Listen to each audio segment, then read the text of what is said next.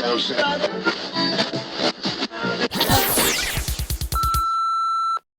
were cancelled because of the war. The seventh Olympic Games were held in Antwerp, Belgium in 1920. Tokio izan zen lehen asiariria Olinpiar Jokoak antolatzen.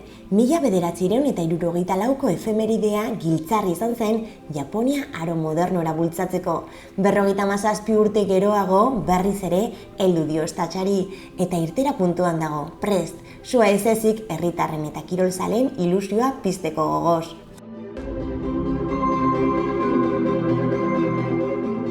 Ia ziren jokatzekoak gaur hasi diren Olinpiar Jokoak. Duela urtebete baina, COVID-19 pandemia goraldi bete-betean zegoen, eta horregatik jokoak urtebete atzeratzea erabaki zuten. Atzerapen hau guztiz ezoikoa da. Orain arte, mundu gerren eraginagatik bakarrik atzeratu izan bait dira jokoak.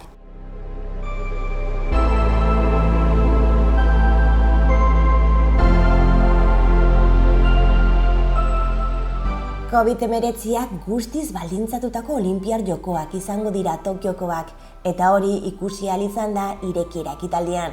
Japoniako hiriburuko Olinpiar Estadioko armaietan ez baita ia publikorik egon. Lehen aldiz, azken 120 urteotan, Olinpiar Jokoak ikuslerik gabe egitea erabaki dute. Positibo kasuak ugaritu egin dira Tokion azken asteotan, eta larrialdi egoera ezarri dute hiriburuan. Testu inguru horretan hartutako erabakia da.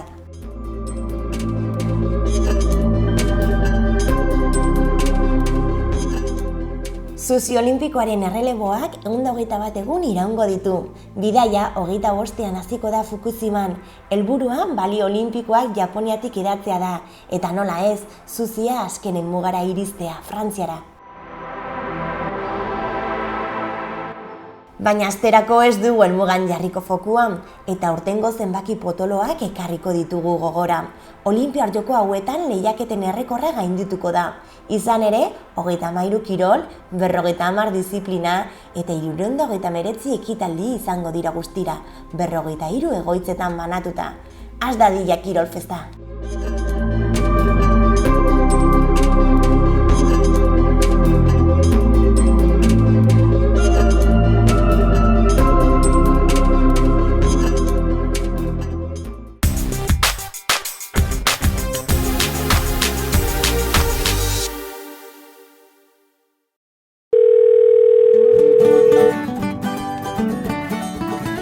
Kaixo Tokioko Olinpiar Jokoetatik. Gaur laugarren eguna dugu Japoniako hiriburuan eta Olinpiar Jokoak hastear dira. Gure lana batez ere Euskal Herriko kirolarien jarraipena egitea izango da. Ainara, zein da Euskal Herriko ordezkaritza Tokioko Olinpiar Jokoetan? 30 kirolari arituko dira lehian 13 kirol disiplinetan banatuta.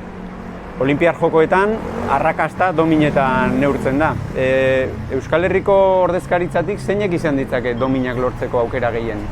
Rion domina bat eskuratu zen, Maialen Txorraut piraguistak lortutakoa, eta kasu honetan ere piraguismoan izan daitezke aukera handienak, bai Maialen berak eta Inigo Peñak ere modua izan dezaketelako domina bat kolkoratzeko. Ez dugu ahaztu behar ere golfa, Jon Ram ikusgarri ari baita azken pare bat hilabeteetan, irabazi zuen Ameriketako Estatu Batuetako irekia, eta gero taldekako kirolean ere aukerak izan daitezke futbolean, eskubaloian, waterpoloan eta behar bada neurri txikiago batean belar jokeian. Eta dakizuneziak ez beti izaten dira ez usteak Olinpiar Jokoetan, eta zergatik ez horrere kirolariren batek ez ustea eman eta domina bat eskuratu ez. Kasu honetan Virginia Diez arraunlaria berak edo Ander Elosegi piraguistak beraien aukerak izan ditzakete. Olinpiar Jokoetan azkenengoetan bi izen eta bi izar gailendu dira batez ere, Usain Bolt eta Michael Phelps, Tokion ez dira izango. Zein izan lehizke Tokioko Olinpiar Jokoetako izarrak? Kasu honetan izarroiek emakumezkoak izan daitezke, hiru izen nabarmendu beharko lirateke, batetik Simon Biles gimnasta, bestetik Alison Felix atleta eta azkenik Katia Ledecky igerilaria. Azkenean honek erakusten du azken urte edo hamarkadetan pixkanaka emakumeen kirola hartzen ari den indarra, eta seinale da baita ere beste datu batena, Olinpiar Joko hauetan parekidetasuna gero eta gertuago dago, parte hartuko duten atleten 49% emakumezkoak baitira eta 51% gizonezkoak. Dena den ez dezagun ahaztu oraindik ere emakumeek beren zailtasunak dituztela kirolari moduan eta berdintasunerako bide horretan urrats asko daudela emateke. Eta Olinpiar Jokoetaz hitz egin behar badugu ere beste hizpideetako bat koronabirusa izaten ari da noski, pandemiaren jokoak izaten ari baitira. Zeina momentu hontan eta jokoak hasteko ordu gutxitara egoera?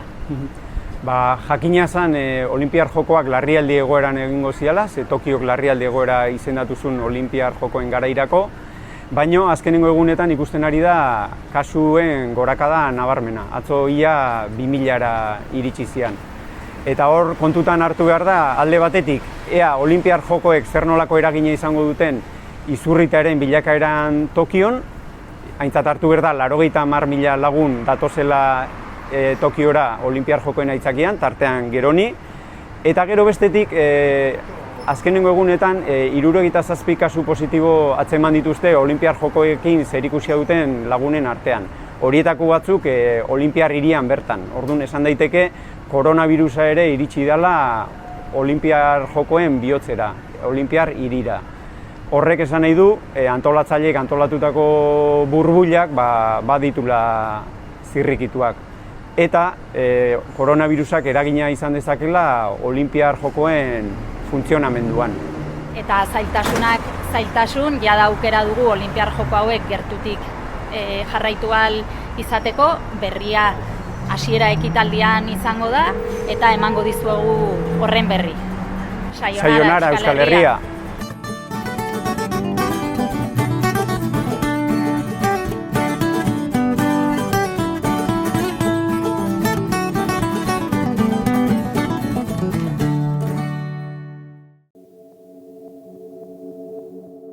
Mila kirolari baino gehiago lehiatuko dira Tokioko Olinpiar Jokoetan. Horien guztien artean, badira beren lorpenengatik eta bileziengatik nabarmentzen diren izarrak. Allyson Felix, Olinpiar domina gehien irabazi duen Ameriketako Estatu Batuetako emakumezko atleta da, 9 domina guztira, tartean 6 urre. 2018an 10 izan zen, ez zuen haurdunaldi erreza izan eta kosta egin zitzaien bueltatzea. Horri lotuta bere kirol marka Nike kontratua murrizten saiatu zen, baina sasoi betean iritsi da Tokiora. Armand Duplantis atleta suediarra 4 urte zituela hasi zen jausiak egiten. Harenak dira aire zabaleko eta pista estaliko vertika jausiko munduko markak. 6,5 metro eta 6,18 metro urrenez urren. Urrea irabazteko favorito nagusia da.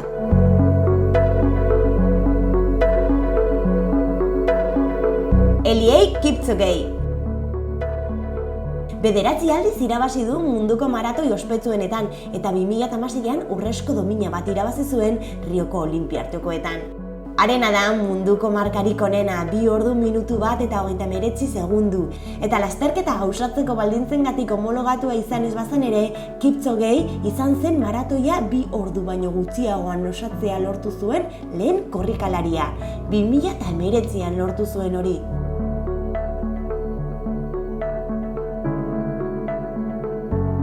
Katie Ledecky, Londresko Olinpiar Jokoetan irabazi zuen lehen urrezko domina. 15 urte besterik ez zuen eta Ameriketako Estatu Batuetako ordezkaririk gazteena zen. Haren dira ez da itzali ordutik, Rion 5 domina eskuratu zituen. Horietatik 4 urrezkoak eta 2 munduko marka hautsi zituen. Simone Biles, Rioko Olinpiar Jokoetako izar handienetako bat izan zen. 2019ko munduko txapelketaren ondoren, domina gehien lortu duen gimnasta bihurtu zen.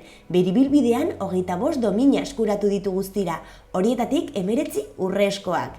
Tokion 2 helburu nagusi ditu, Rioko emaitzak hobetzea eta teknikoki are ariketa ikusgarriagoak egitea.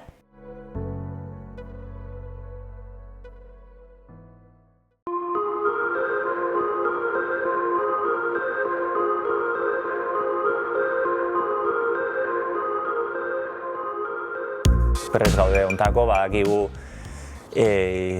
lana handia segundo gutxi batzutan erabakiko dela, baina hortako prestatuta gaude eta ia esan nik uste dute sasoi honean nagola eta sasoi honean itxiko naizela.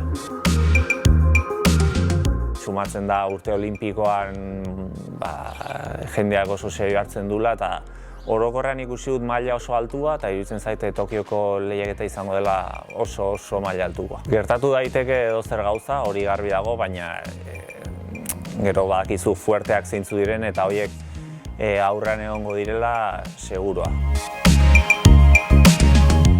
Helburua behintzat edo nahia behintzat da dominetan egotea. Ni badakite hor egoteko maila badudala, oso kontzientzia naiz aldi berean oso zaila izango dela. Lehiaketa oso gogorra delako eta maila oso altua izango delako, baina ni badakit nire maila eman ezkero burruka hortan egongo naizela eta hori da. Batez ere hori da nire helburua, nire maila ematea. Nire maila ematen badu dakit burruka mintzat egongo naizela eta emaitza lortzen badu hobeto, noski. Laugarrena dira eta badakat eskarmentu hori, badakit zer den olako proba batean parte hartzea eta urduritasun hori kudeatzeko nik uste dut lagunduko dira. Joko Olimpikoak hor hain gertu izan da eta urte betez atzeratu izanak ekarri ditu horiek eta nik uste dut denok orokorrean gaudela gogokin olako ekitaldi batean parte hartzeko.